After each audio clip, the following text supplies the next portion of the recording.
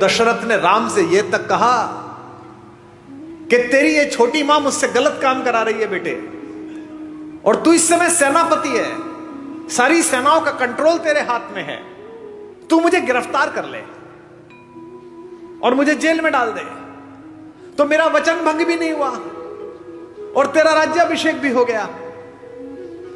मैं जेल में रह लूंगा लेकिन मैं तुझे निष्कासन नहीं दे सकता। लक्ष्मण कहते हैं राम से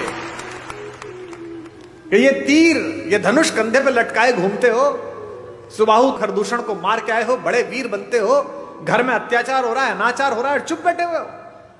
कह रहे वलकल्ला वनवास जाऊंगा, मैंने कैसे भाई की पूजा की, कैसे नायक हो। जब तुम कहते हो मेरे बड़े भैया कि मैं अत्याचार सहन नहीं करूंगा, तो अत्याचार तो यही हो रहा है घर में, तो तीर उठाते क्यों नहीं हो। तो राम ने कितनी अद्भुत बात कही।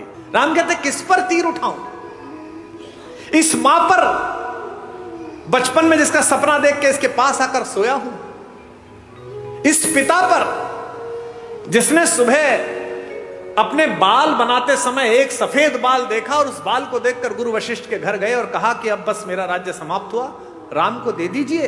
या इस भरत पर, पाप भी जिसकी सोच की सीमा के बाहर खड़ा होकर प्रणाम करता है कि यहां नहीं जा सकता।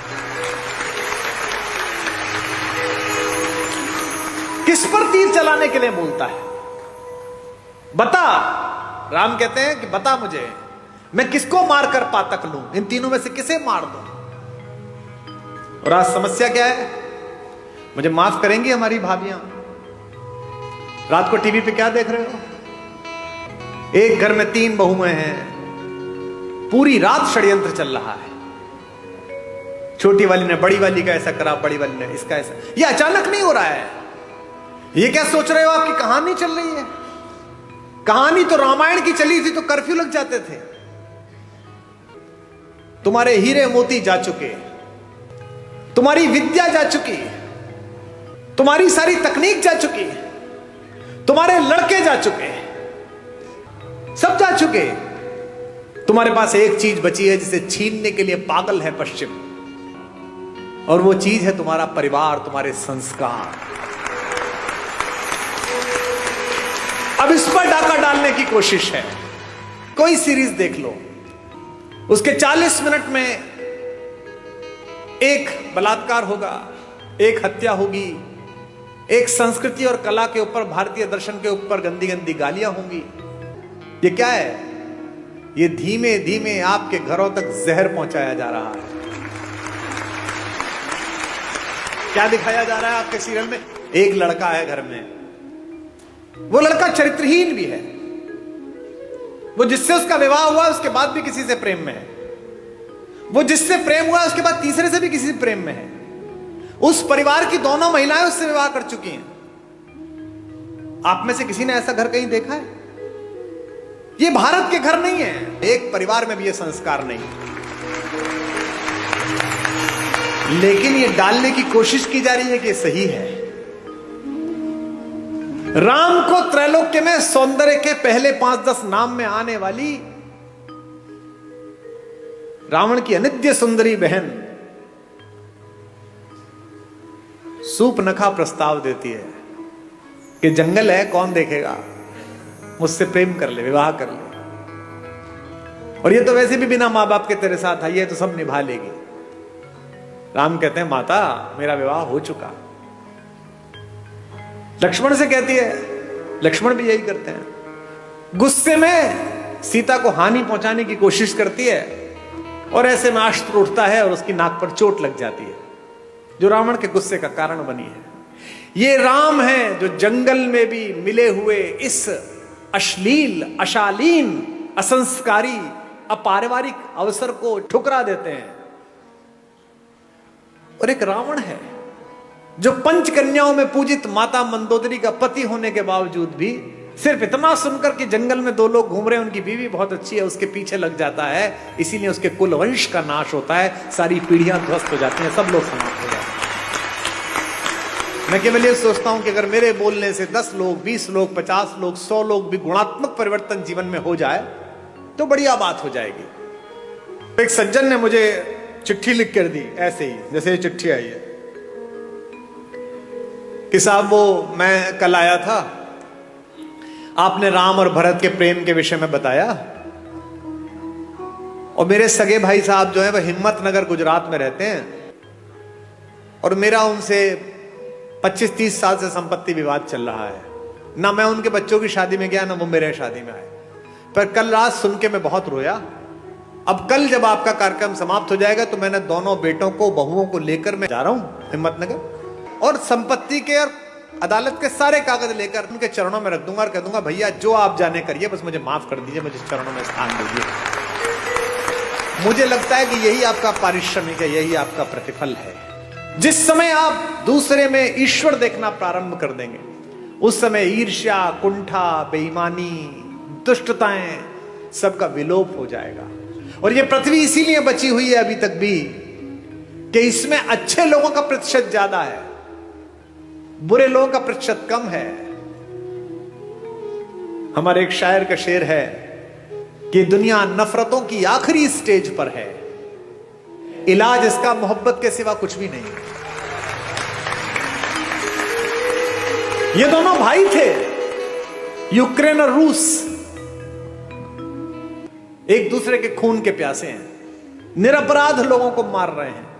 और मरवा कौन रहा है? वो बाहर बैठा हुआ एक आदमी, वो यूक्रेन से कह रहा, तो चिंता मत करना, हथियार कितने में मिलेंगे तू जारी रख। ऐसे बहुत लोग मिलेंगे आपके परिवार में बाहर खड़े हुए, जो आपके बच्चों को, आपकी बेटियों को, आपके बेटों को आपको सिखाएंगे कि घर में लड़ाई है, जारी रख, मैं तेरे साथ खड़ा हूं। वो अपने साथ खड़े, आपके साथ नहीं खड़े हुए। जो भी व्यक्ति ऐसी बात करता मिले कि चिंता मत करना, मैं तेरे साथ खड़ा हूं, अपने भाई के खिलाफ हो जा, बहन के खिलाफ हो जा, मां के खिलाफ हो जा, समझना कि वो आपके साथ नहीं खड़ा है।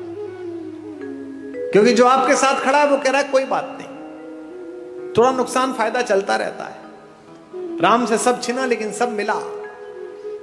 इसीलिए मैं बार बार अपने सत्र में एक बात कहता हूं, महत्वाकांक्षा खूब रखिए, लालच शून्य रखिए। ये जो आपके पास है, इसे जब तक पर्याप्त मानते रहोगे तब तक खुश रहोगे। जिस दिन दूसरे के पास जो है उसको प्राप्त करने की कोशिश करोगे, उस दिन कष्ट में आ जाओगे।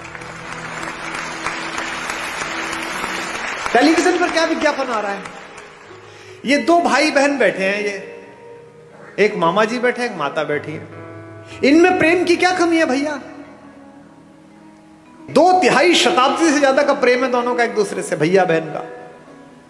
हमको क्या सिखाया जा रहा है? रक्षाबंधन से 5 दिन पहले एक डायमंड की कंपनी आती है, वो कहती है इस रक्षाबंधन बहन को ये हीरा दे दो।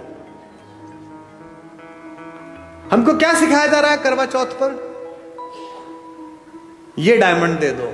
यहां तक कि घर में हम कौन सा कुकर खरीदें, इस पर भी प्रेम। जो बीवी से करे प्यार, वो इस फला कुकर से कैसे करें इनकार?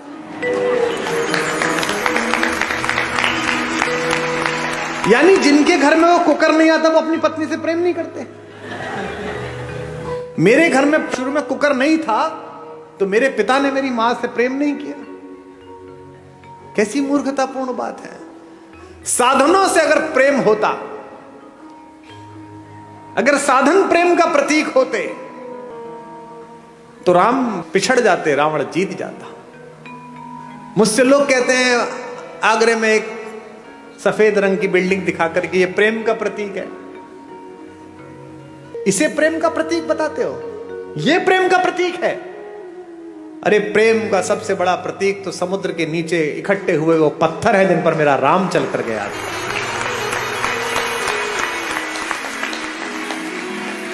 राम ने कहा है ऐसी की तैसी इस पर्वत की, ऐसी की तैसी इस समुद्र की।